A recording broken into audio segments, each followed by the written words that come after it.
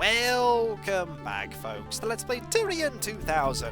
When last we left off, the main game is over. Singland has been stopped once and for all, at least hopefully, and the Pineapple flagship is no more. The game does end on a very silly note, but then again, considering the rest of the game, it's kind of expected. You may think that the core of the game is over, and all you really can do now is go through the game again, either in the story mode with the super carrot if you're playing through again with the same save, or through the arcade mode, which is quite different. It does have a different way of upgrading your weapons, and you can't actually change the ship that you have. But there are many hidden modes that you can play. Some of them you are told about, but a few of them you are not. We're going to start with one that you're not told about. If you type in Engage on the title screen, the game warns you of danger, everything goes wibbly, and you engage Super Tyrion mode. No cheats. The difficulty is set to Lord of the Game, which is the hardest difficulty in the game, and you have the atomic railgun. And a different ship, the Stalker 21126. After destroying the tyrannical might of Vikramod a second time, Trent found himself locked into the future through the Stargate. But that's another story. Now, though, he has returned with his modified Stalker C to reclaim his past. The modified Stalker is equipped with an advanced molecular generator which simulates many conventional weapons, but it also has the ability to instantly generate any one of a number of side ships and front attachments. It's the power of the future, and unfortunately, it is an exceptionally difficult ship to use, because you have this weapon. That is it. The weapon from Beer and the other minigame is your primary weapon. And I do not know how to unlock all of the other weapons, but suffice to say, all the armor in the world is not going to save you on Lord of the Game difficulty, because Lord of the Game is ridiculously hard. You'll see in a moment how hard. Look at all of that firepower aimed our way. That is the standard firing speed of practically every projectile in Lord of the Game. Lord of the Game is ridiculous. Lord of the Game does not pull any punches and wants to see you fail. This is why I am useless at Super Tyrion mode, because Super Tyrion mode is ridiculously hard, and we're going to draw a line under that. There are other modes, however, that we can use, like typing in Techno, like the game told us to. We'll go to episode 1. We'll go on easy here, because I just want to show off what this can do. The experimental PQZ. The main weapon is the Hyperpulse, and the special weapon is the Minefield. There is no ability to change out your ship or anything else. We start the level, and immediately you can see how ridiculously powerful our special weapon is. We cannot get rid of that. There is the Zika laser. Here is a front missile launcher. There is also this weapon, and there is this weapon. This is basically a hey, fire loads of mines weapon. It's not a bad weapon if you can fully upgrade it, but it's going to take a bit of time to upgrade. Normal mode on Super Arcade mode is a little more difficult than the normal of the story, because the enemies would be attacking a bit faster, and we also would have limited visibility on this level. There are various ways to upgrade your weapons further by grabbing either the weapon power-ups, the straight upgrades that I think still exist in this mode, or grabbing more of these that will make your weapons a little bit more powerful. You can see that this weapon is a little better than the version that we started with, and the Zika laser will now be a little better as well. You pretty much grab the orbs to switch weapons and also to upgrade them. And once they're at max power, you have all of the power that you're ever going to get, because you can't get rear weapons and you cannot get side weapons either. Also, here's a secret level orb, the one I typically end up grabbing when I'm playing, because I tend to shoot everything that I encounter. Normally I don't go to the secret level that I went to in the standard playthrough. And this is pretty much all this is, playing through the game again, but with a special ship. There will be many other special ships that you can unlock. By getting to a certain milestone, it may be completing the game in Super Arcade mode, or it may just be completing the episode. You will get another password that you can use on the main screen, and I will show off each and every one of these, starting with the second one, which is Stormwind. If you type in Stormwind, you get the Elemental Stormwind, which has the Mega Pulse as the main weapon and the Sandstorm as a secondary weapon. It's not as good in terms of weapons though. This is not a terrible weapon, The lightning is also not bad, but this weapon is awful. And this weapon is good. This is the weapon you mostly stick with, the sonic weapon. But you can also get one that fires little bubble-like things. It's not particularly good. The advantage of the elemental Stormwind is that you can activate its ability quite often, and it lasts for quite a long time. Unfortunately, it doesn't actually deal a lot of damage. It's kind of a slow and steady damage dealer, which really doesn't compensate for the fact that your general damage is really low. We just want to switch back to the main weapon here. There we go. It's a little more powerful now, but that's about it. This is not a particularly fun ship to play as. I don't like playing as this one. I do, however, like playing as the next one, which I'm going to show off right now. Because the next one is unknown. Type in unknown, and you get my favourite one, the TX Silvercloud. Why is it my favourite one? It has proton dispersal, but that is not why I like it. That is a rapid firing ability. Also, for some reason, that started off with that ability. That probably should not have happened. There we go. That's the ability we want. We have missiles, that's fine. We have lasers. Oh wait, this one has the laser. It is automatically my favourite ship because it has the laser. When this gets the maximum power, it becomes ridiculous. You just destroy everything that you encounter, at least everything that's in front of you, because look, even at this early phase of a game, look at how powerful this weapon is. To be fair, we are playing on easy mode, but even on normal mode, this weapon is really good. It takes a while to destroy rocks, but it really mincemeats everything else that you find. You can take this weapon again and look at how much more difficult you have destroying everything. Yes, you have more general coverage, but it's still ridiculously slow in comparison. This weapon's not too bad either. Still prefer the laser. This is the TX Silvercloud, and it is the player 1 section of a 2-player game. The thing that we got in the second minigame, the one between episode 4 and 5, the attachment at the very end that I had for about 2 seconds, that is player 2 in a 2-player game, and they control the rear weapons of your configuration. We're going to go from an awesome ship now by typing in enemy to a rather rubbish one, the captured U-Fighter. Its special weapon is the Dual Vulcan, which is actually a rapid-firing ability that just fires ahead. Unfortunately, as you can see, the other weapons that you get are rather rubbish. There is this one, which is just very slow mines. There is this one, which we've seen before, and there is this one, which fires sideways. Because yes, when you want to have a main weapon, you want it to fire sideways. You do not want it to fire sideways. This is a really difficult vessel to use for this very reason, because you have to rely on your special ability until you upgrade that fireball-like one that is right near the beginning. I think it is the blue power-up. That is pretty much the best one. You're just relying on this Vulcan power, which is kind of rubbish. Just grab this again. Oh look, it's a slightly faster Vulcan cannon. The Vulcan cannon is actually quite fast and deadly. Unfortunately, it's not that useful for us. This is probably the most useful weapon we're going to have. I think it does pierce enemies, which does deal a lot of damage in general. But still, do not enjoy playing as the captured U-Fighter. We are, however, going to switch to a different one by typing in Stealth. Engage the stealth drive, for we have the Ninja Star, which has the Blade Field special weapon and the Starburst main weapon. The Starburst main weapon is really useless, but we can get a different one. We can get mines, but we can get Ninja Stars, and the Ninja Stars are pretty awesome. So are these missiles, to be fair.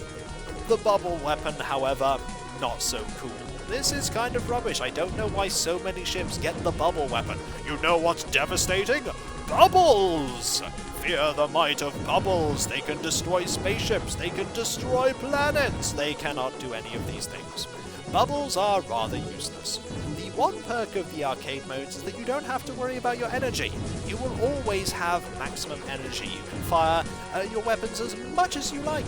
You don't have to worry about running out of power, and we're going to grab this weapon again. It is better than what we had there. Let's try our best to grab a slightly better weapon, like this one. It is much better, a massive improvement. But this is the Ninja Star. It is a ship that has a lot of really cool things. The Shuriken Storm ability there, quite handy. The main forward-firing Shuriken weapon, I think, is unique to this ship. I don't think it appears in the main game. And it's a pretty interesting ship. Much better than the captured U-Fighter. But there is still more for us to see. There are more of these ships, and we are entering into the world of the weird now. By typing in weird, you get Food Ship 9. Oh yes, you thought you'd seen enough of things based around food. No! Time to fire bananas at everyone! And oranges of doom! And hot dogs! And these, which I imagine are also a kind of fruit. And they also don't look like a kind of fruit. To be fair, I think the best one to have is either the bananas or the hot dogs. The hot dogs are pretty good. They're not a fruit, but they are food, so it counts. Food Ship 9 is actually quite good. Look at the armor that Food Ship 9 gets in comparison to some of the others. It gets a ridiculous amount of defense. Then again, I think maybe all of them start with that, and you just lose it very quickly. I wasn't really paying attention to the armor rating of the Stormwind, the Elemental. Look, more bananas! Isn't this a bananas mode? Let's quickly stop before we end up doing 100 food puns. As we then move on to the Nort ship. You have to type in N-O-R-T and then ship. At least I think that's how it works. Or is it capitalized? Or am I typing it in wrong? That one may not work. Either that or I have got the wrong thing here. Let's go with lizard instead. I don't think I got Nort ship right there, but lizard lets you be a dragon. You have dragon lightning and dragon flames. Forget being a spaceship at all. You can be a dragon and fly through space, firing zappy breath and laser beams and missiles. Because we all know that dragons fire missiles, right? Dragons do not fire missiles. They can fire lightning, though. That's totally accurate. And they also have shields. All dragons have shields. We've known this since ancient times. It's quite a nice ship, the dragon. The special ability doesn't happen often enough, which is a shame. And the main weapon, as you can see here, is a bit rubbish. It's very rubbish, even with an upgrade. We're going to be switching over to this one, and I think this is a pretty good one. It does have a rather annoying sound, though. Imagine playing the entire game with that. This is a bit better. It looks more dragony as well, and it doesn't have pew-pew sounds. Pew-pew is good, but when the pew-pew sound is that annoying, you don't want to have pew-pew sounds. There we go. This is the dragon, and I have no idea why the Nort ship does not work. But either way, we're going to quit, and we're going to move on to the last one that I know works, and it is a weird one. If you type in pretzel, you get none other than the truck of Pretzel Pete. We have pretzel missiles and the super pretzel ability. It is a silly mode, and this is a really annoying sound. It's the reason why I typically do not play as Pretzel Pete. We can also fire these, and massive pretzels, and more hot dogs. And this is not a pretzel or food-based attack at all. Maybe they went, you know what? Maybe they actually want a single weapon that makes sense and isn't silly. We'll give them this one, I'm sure it'll be fine. It's not bad, but we are flying a giant truck through the skies of Tyrion, firing pretzels at people. The game is indeed a rather silly one. It's very silly indeed, and this is the pinnacle of its silliness. We want to be off this one as quickly as possible. I accidentally selected the pretzels again, I'm so very sorry. Why do pretzels go pew pew pew? Pretzels do not go pew pew pew. We'll take the hot dogs. We'll take the side-firing hot dogs. Does make shooting enemies a little difficult, but we always have the super pretzel to compensate for that. We do indeed need to be very careful, especially with a truck in space. I think this one was added for Super Tyrion, added in for Tyrion 2000. I think the Nord ship and the Lizard were as well. I might be wrong about the Lizard, but I'm pretty sure the Nord ship was not a part of the base Tyrian game, at least not the shareware version. And so we have seen pretty much all of them, except for the Nord ship. I have not been able to show you that. I'll be able to show you that soon enough, I'm sure. Let us quit this, and quit this here, and I will show you the basic arcade game. If we go into this and we select easy, because why not, we have our ship here. It will show us the various weapons that we have. We'll start the game, and instead of getting money to buy things, we just get weapons, and these purple orbs that will upgrade things, and many weapons will just have power-ups attached to them. We now have the micro bombs, and the Vulcan. The Vulcan is ridiculous on energy consumption, and being able to just use it is very useful. But pretty much this is what the arcade mode is. Pretty sure you can go through the whole game quite easily with unlimited energy. I have done so before, and you can get some awesome weapons. The laser is quite well hidden if memory serves, but you can get it. There is the problem of accidentally running into weapons you do not want, and that does happen. Here are some micro-missile, the mini-missiles. The mini-missiles are ridiculous, by the way. You can just fire them in absurd quantities. They will replenish as time goes on. You can see that happening right now. Do I want this? I suppose I do. We'll grab this for the moment. We can always use the mini-missiles if we get into trouble. The arcade modes are quite fun. You can do lots of interesting things with the combinations the game gives you. Combinations that will be very difficult to get normally. You know what? I think we'll actually go to that secret level. That secret level that I typically go to, but I haven't shown off. It won't be that difficult to get there. Also, we do have a special power. You can see there, it's sort of a little fireball. Almost everything has a special power that you can use. And we have these missiles. These missiles are something that I can imagine you using for quite a long time. Is this, yep, these are, ooh, we want them. We really want them. And we want that. Look at all this forward-firing power that we have. There's a lot of it, and we want these purple orbs, which eventually power up all of our things. It's just the mode that you play if you don't want to care about the plot or grabbing cubes for the story. If you just want to blow things up, this mode is for you. Arcade mode is for you. And it's quite fun. You don't get to upgrade your ship, but when you have enough firepower, you really don't need to. We'll go to that secret level. I think it's a pretty hard secret level as well. But I'm sure we can, oh, and we have this ability for some reason. Not quite sure how I activated that, but I did. Need to watch out for activating super secret abilities. Even now, there are things that I just do not know how to do. We have indeed cleared the platforms. Be careful, there are spikes here and they will kill you. They're not going to kill us though. We're a little bit powerful. Do that there. That there, and one more. We are indeed intercepting the enemy aircraft. This music is really good, and that's one of the reasons why I pick episode 1 for testing out the various super arcade mode vessels, because it's just so catchy. Hello again, how are you? We've seen you quite a few times, and you're probably not going to stand much of a chance, because if we just rapidly press the left mouse button here to fire, that super weapon we have will be pretty good. Let's go to the next level. To holes. Holes is actually really difficult. We want that. We also don't want that. We don't want that. We can take that, why not? We got the sonic wave. There are lots of things that will just fly towards us. And lots of enemies that will be able to take a few random shots at us.